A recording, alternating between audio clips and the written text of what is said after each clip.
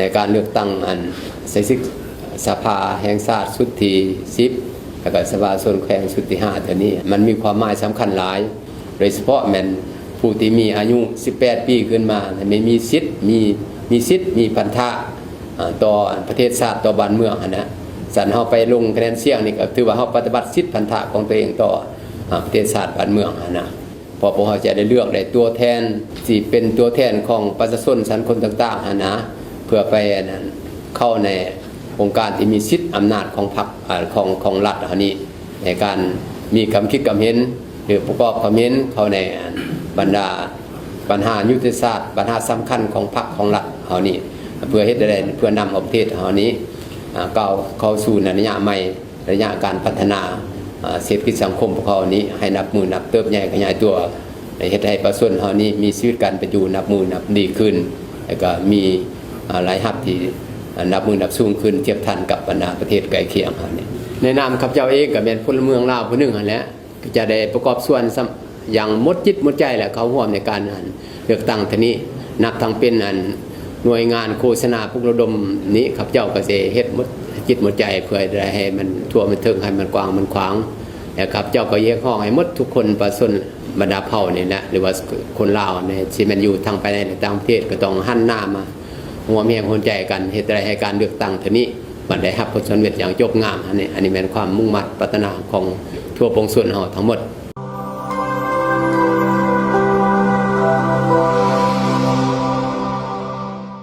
เขตเลือกตั้งที่11แขวงบริคำไซมีจำนวนผู้สมัคร10ท่านเลือกเอา7ท่าน 1. ท่านปริญญาเอกกองแก้วไสสงครามกรรมการศูนย์กลางพรรคหัวหน้าสถาบันค้นคว้าวิทยาศาสตร์เศรษฐกิจสังคมแห่งชาติ 2. ท่านปริญญาเอกสอนธนูธรรมวงศ์กรรมการศูนย์กลางพรรคเลขาคณะพรรคแขวงบริคำไซ 3. ท่านไสอัมพรสิงหาวงศ์กรรมการประจำพรรคแขวง 4. ท่านนางขันทองพันธจักรกรรมการพรรคแขวงประธานคณะกรรมการวัฒนธรรมสังคมและบรรดาเผ่าสมาชิกสภาแห่งชาติสุทธิเกา 5. ท่านปริญญาเอกสายทองพรหมวงศ์หัวหน้ากรมกรรมาธิการแผนการเงินและกฎสอบสภาแห่งชาติ 6. ท่านไสยเพชรจันทศรประธานสภาการค้าอุตสาหกรรมแขวงรองประธานแนวลาวสร้างชาติแขวง 7. ท่านพันโทจรอุลายันคณะพรรครองหัวหน้ากองบัญชาการป้องกันความสงบแขวง 8. ท่านจงทรงจงเต็งเลขาหน่วยพรรคหัวหน้าโรงเรียนทฤษฎีการเมืองการปกครองแขวง 9. ท่านนางคำใบบริวันรองเลขาหน่วยพรรครองประธานสหพันธ์แม่หญิงแขวง 10. ท่านอุทธรสิงหาดวงปัญญารองเลขาคณะพรรครองหัวหน้าแผนกกสิกรรมและสิ่งแวดล้อมแขวง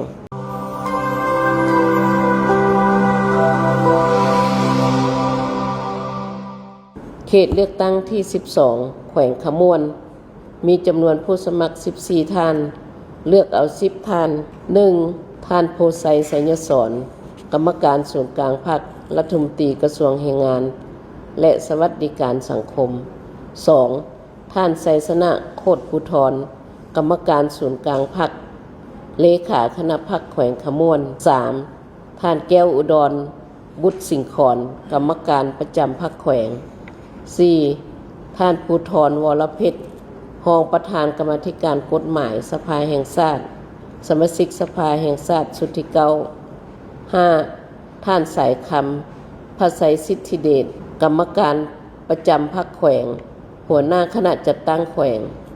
6. ท่านนางสุกเกษมสิทธิเดชกรรมการพรรคแขวงหัวหน้าแผนกศึกษาธิการและกีฬาแขวง 7. ท่านทองเพชรผุยยวงศ์กรรมการพรรคแขวงประธานศาลประชาชนแขวง 8. ท่านไพมณีพรหมสารกรรมการพรรคแขวงรองหัวหน้าคณะจัดตั้งแขวง 9. ท่านสมวิสัยวงศ์ธิราชกรรมการพรรคแขวงหัวหน้าแผนกอุตสาหกรรมและการค้าแขวง 10. ท่านนางก้อนแก้วหลวงไซมุงคุณประธานคณะกรรมการวัฒนธรรมสังคม และบรรดาเผ่าสภาประชาชนแขวงสมาชิกสภาประชาชนสุดที่ 4 11 ท่านบหารประเสริฐหัวหน้ากรมสถาบันคนครัวนิติกรรมสภาแห่งชาติ12 ท่านธนงศิลป์กัลยารองประธานสภาการค้าและอุตสาหกรรมแห่งชาติลาวสมาชิกสภาแห่งชาติสุดที่13 ท่านนางดารามินศรีสว่างรองเลขาหน่วยพักหักฐานรองประธานสหพันธ์แม่หญิงแขวง14 ท่านพันเอกพันมหาจุมมณีคณะประจำพรรครองหัวหน้าการเมืองหัวหน้าห้องการเมืองกองบัญชาการทหารแขวงพิธีมอบรับหน้าที่เลขาคณะบริหารงานพรรคแขวงเสียงขวางในตอนเช้าวันที่27 มังกร 2026ที่ห้องว่าการแขวงเสียงขวางได้มีพิธีมอบรับหน้าที่ระหว่างเลขาคณะบริหารงานพรรคแขวงเสียงขวางผู้เก่าและผู้ใหม่โดยการให้เกียรติเข้าร่วมเป็นประธานของสหายสจป.กิแก้วไขคำพิทูลกรรมการกรมการเมืองศูนย์กลางพรรคประธานศูนย์กลางแนวลาวสร้างชาติมีสหายบุญจันทร์ศรีวงศ์พันธ์กรรมการศูนย์กลางพรรคเลขาคณะบริหารงานพรรคแขวงสหายหส.ภูวงศ์อุ่นคำแสนกรรมการศูนย์กลางพรรคหัวหน้าสถาบันการเมืองและการปกครองแห่งชาติพร้อมด้วยบรรดาสหายคณะประจำพรรคแขวงกรรมการพรรคแขวงผู้ต่างหน้าคณะจัดตั้งศูนย์กลางพรรคห้องว่าการศูนย์กลางพรรคและภาคส่วนเกี่ยวข้องเข้าร่วมในโอกาสนี้สหายบุญจันทร์ศรีวงศ์พันธ์ได้รายงานให้ทราบเกี่ยวกับการนำพา4นำเวียกงานรอบด้านตลอดระยะผ่านมาเห็นว่าทั่วแขวงสืบต่อมีเสถียรภาพทางด้านการเมืองสังคมมีความสงบและเป็นระเบียบเรียบร้อยโดยพื้นฐานใน5ปีผ่านมาเศรษฐกิจขยายตัวเฉลี่ย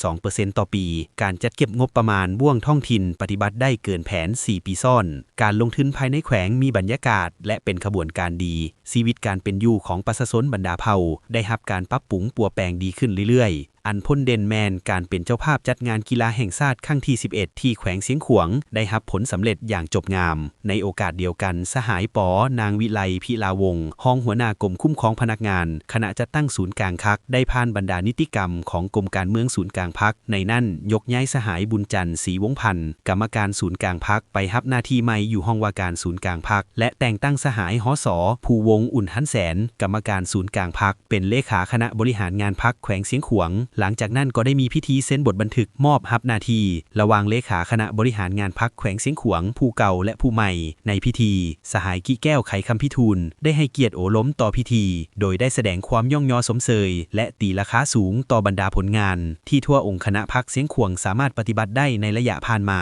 พร้อมทั้งมีคำเห็นเน้นนักตื่มบางด้านเป็นต้นแมนให้บรรดาสหายการนำทุกขั้นของแขวงเป็นเอกภาพต่อกับการสับเปลี่ยนพนักงานการนำขั้นสูงโดยนำพาแนวคิดของพนักงานสมาชิกพรรคและประชาชนบรรดาเผ่าในทั่วแขวงให้รับรู้และเข้าใจอย่างถูกต้องและทั่วถึงสืบต่อปกปักรักษาความสามัคคีภายในพรรคให้มีความหนักแน่นและเป็นเอกภาพสูงเพื่อสืบต่อเป็นหลักแหล่งเป็นคันถุงเต็ดโหมความสามัคคีในฐานแถวพนักงานสมาชิกพรรคและประชาชนบรรดาเผ่าเอาใจใส่ปฏิบัติหลักการนำพาของพรรคอย่างเข้มงวดมีระบอบประชุมปรึกษาหารือภายในคณะประจำพรรคแขวงก็คือคณะนำทุกขั้นเพื่อสืบต่อนำพาประชาชนบรรดาเผ่าพร้อมกันพัฒนาแขวงเสียงขวางวีระโสนให้ได้รับการพัฒนาอย่างบ่หยุดยั้งเอาใจใส่เวียกงานศึกษาอบรมการเมืองแนวคิดของพนักงานสมาชิกพรรคและประชาชนบรรดาเผ่าให้มีทัศนะการเมืองหนักแน่นมีความสามัคคีเป็นปึกแผ่นแน่นหนาเอาใจใส่ผันขยายมติกองประชุมใหญ่ผู้แทนทั่วประเทศครั้งที่12ของพรรคและแผนพัฒนาเศรษฐกิจสังคมแห่งชาติครั้งที่10ของประเทศโดยเร่งใส่ปฏิบัติ5ยุทธศาสตร์4บุกทะลุและ3มาตรการเร่งด่วนสืบต่อเอาใจใส่เวียกงานป้องกันชาติป้องกันความสงบภายในแขวงให้มีความสงบปลอดภัยให้สมกับเป็นดินแดนแห่งวีระโสนเพื่อเป็นพื้นฐานเอื้ออำนวยให้แก่การสร้างสาพัฒนาแขวงและการทำมาหากินของประชาชนบรรดาเผ่าสืบต่อยู่แห่งการพัฒนาเศรษฐกิจสังคมของแขวงให้แข็งแรงกว่าเก่าโดยยกสูงความรับผิดชอบเป็นหลักแหล่งเป็นคันถุงเต็ดโฮมความสามัคคีเป็นเอกภาพภายในเพื่อเฮ็ดสำเร็จหน้าที่และนำพาแขวงก้าวขึ้นอย่างนักแน่นตามทิศที่กองประชุมใหญ่ผู้แทนทั่วประเทศครั้งที่12ของพรรควางออกได้รับผลสำเร็จอย่างจบงาม